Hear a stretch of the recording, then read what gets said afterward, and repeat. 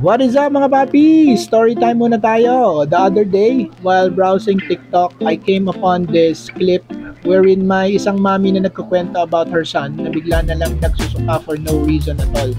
And then nag-escalate yung condition ng bata hanggang nangihina na at hirap nang huminga. Nadala naman sa ospital yung bata at naligtas. And ang malaking factor dito is yung oximeter reading ni mami.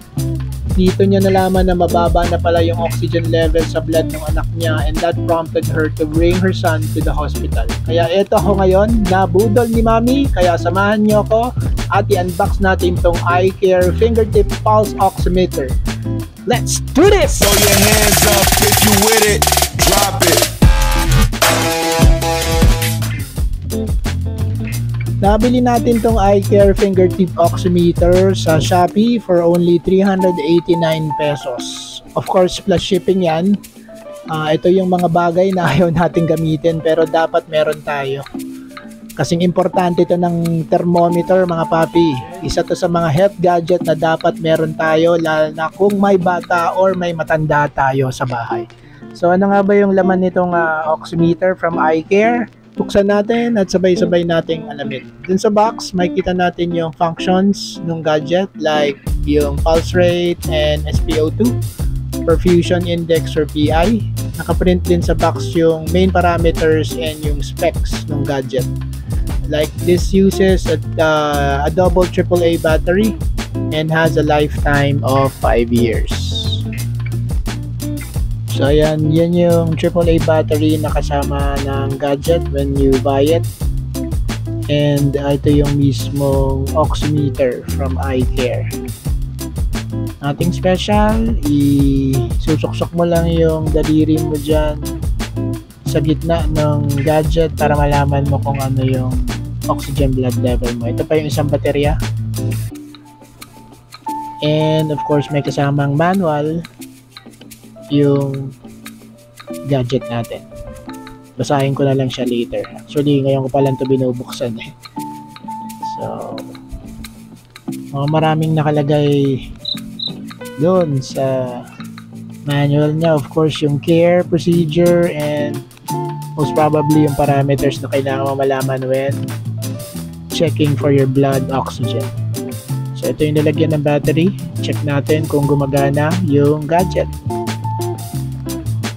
Pasok lang natin tong battery. Yung positive side niya is nasa bottom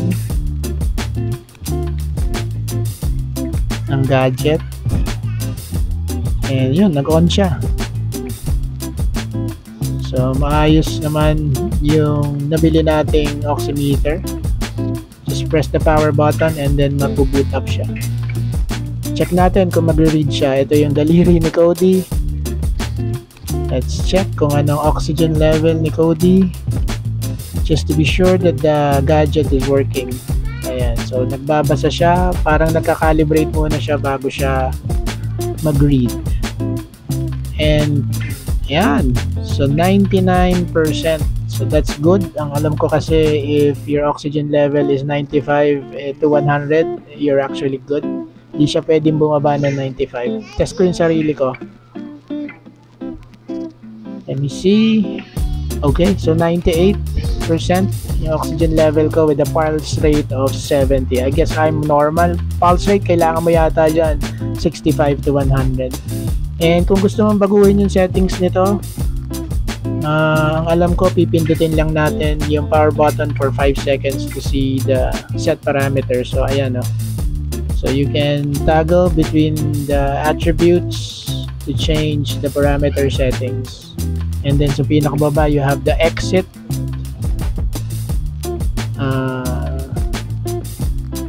Choice kung gusto mong i-save na yung binago mong parameters or attributes dito sa oximeter. Ayan yung exit. Dumalagpas-lagpas lang ako. Yun.